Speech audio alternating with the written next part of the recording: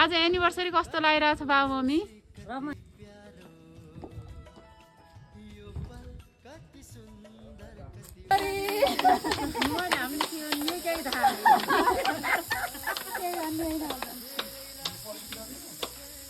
happy anniversary बाबु mummy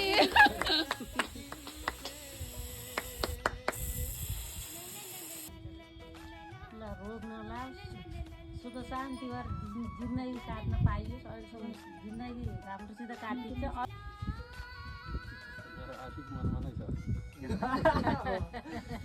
भन्नु न हजुरले नि के इच्छा लाग्छ